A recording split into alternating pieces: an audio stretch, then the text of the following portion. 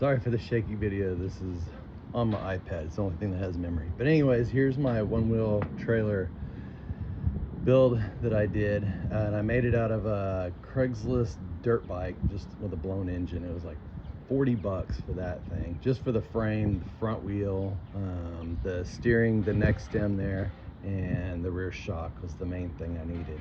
And the rest of it I just kind of custom fabricated. But it's 37 pounds total weight, and the way it works, it's hard to do this, but the back end there, it just pivots on the neck, and then when the bike leans, the trailer will lean with it. So, and the only way I could figure out how to connect this was to the rear rack here, and I just fabricated all this, welded extra braces up in here, made it where it's just above the tail light, and had to stick the plate up underneath there. And then this screw or bolt that goes through there, I had to extend that, weld all that together, so it was long enough.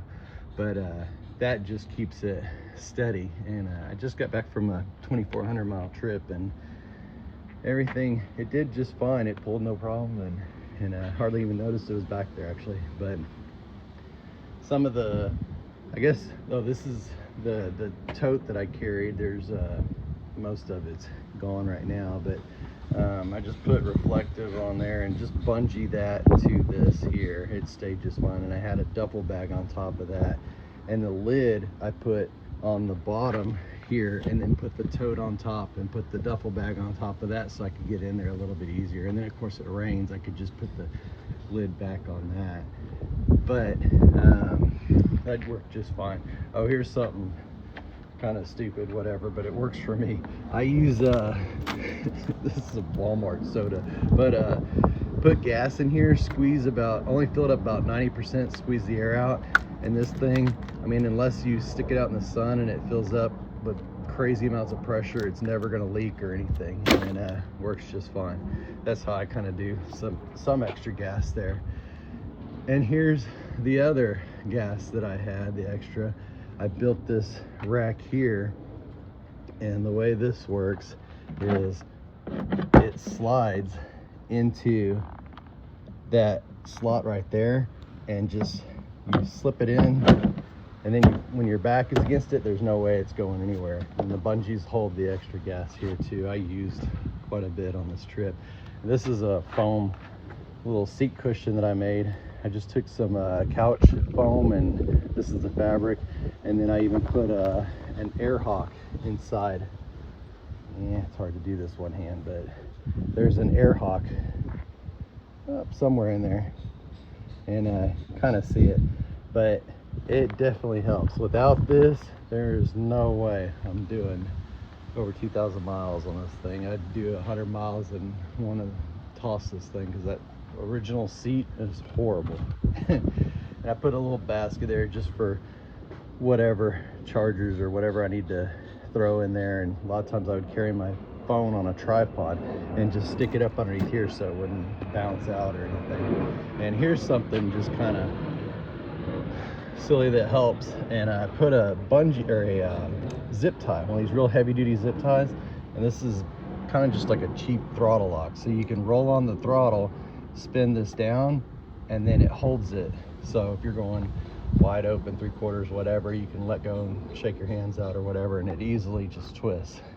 And this is a racquetball, or I'm sorry, tennis racket tape, and just kind of thickens up the grip. Doesn't last forever, but it's definitely way more comfortable. And of course added a GPS, and I think I try to put as much reflective stuff as I could, like this little bee sticker is reflective, the front, that little circle thing there is reflective. I even put some reflective little stickers on the rims there, so when it's spinning cars from the side, it kind of looks like it's lit up just a little bit. Every little bit helps. And on the box too, I'm probably going to do something different with the box. That one, it fits in here perfectly, but it has a lot of slack, and so I'm going to try to do something maybe just a little bit bigger or custom fabricate, who knows, something out of fiberglass or carbon fiber even. I've never messed with that, but I might try it. On the rear, I put the red reflectors, which helps. And the only thing I have is just a tail light, and never got pulled over. I had plenty of cops look at me, but nobody messed with me. I don't have turn signals on it, but I just use hand signals. And the other thing I did, oh, there's Tater Tot. Hey, buddy. The other thing I did is I put the brake module right here. This is just a controller to make this flash for about 2 seconds. It kind of does like a little strobe, just to help people see you from behind. And that's why I've got another light bar thing right here, this one here, and that one stays lit up. It's almost like a brake light on all the time. And then I have a strobe on this one here too. Everything you can do to keep people from rear-ending you helps. It's cheap insurance. And I'm trying to think, oh, the connection on this, I just connected it, wired it up and into the brake light here. So that controls the rear brake here. And then when I'm done with this, I can pop this off. It's hard to do one hand. Anyways, I can pull that off, and I made another connector, and then I just connect it into that when I'm not using the trailer, so it's not getting all, not dangling and getting dirty and everything else. And then I guess another little trick that I figured out, because I absolutely hate locks and all that crap. Someone wants to steal something, more power to them. But I'm usually near the bike anyways, and nobody messes with it. But this is on the top box here. I got so tired of getting the key, getting in and out, because I get in here all the time. So I put a magnet on this. You can see there's the top of the magnet there, and then I made a little bracket right there, and that magnet just catches right like that. So it's enough, but if you hit a railroad, it still sometimes would pop loose. So I put one of these real heavy duty Velcro. It's like the industrial stuff. It's super strong, but this, you stick it down and it is never coming open. And then pull it, I just glued some extra leather to the top of the Velcro, so you can just peel it and then pop it up. Works pretty good. And I think that is about it. I did have this little bag right here, because the storage on these things is kind of horrible. Like inside here, this is pretty much a joke. Inside there, you can stick your phone and maybe a little battery pack or something in there, but there's not much room in there. And the windscreen, I've got to do something with. This thing, I'm looking way over, probably, I don't know, about here, about 6 inches at least over it, and the wind shoots straight into where my visor is. So my visor's cracked at all. It's like getting blasted with an air compressor. But I gotta do something about that. And other than that, I gotta figure out the check engine light. I just did 2,400 miles and had another 1,200 to go, and the engine kept dying on me. Got to figure out. I've heard everything from gas cap, valves, fuel pump, stator, electrical connections, battery. Oh my gosh, there's a million different things. And so I got to go through everything, try to figure out what's going on. It died on me about 30 times from Utah back to Dallas. And my plan was to go all the way to Long Beach in California, but after it started dying, I decided I better go straight home, and I made it. But trailer did great. And oh, the total weight, I forgot, 37 pounds for the trailer. The bike is around 360 wet, like with oil, fuel and everything on it. And then the gear that I had, total weight, everything was 762 pounds. That's everything from the extra GPS all the way down to the back tire. So all the gear that I had. And it pulled it, no problem. I could do probably 75. I kept it around 65, 70, just not to hopefully strain the belt too much.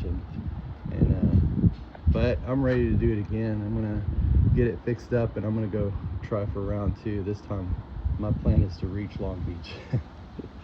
All right, hope this helps somebody and give you a close-up of the way I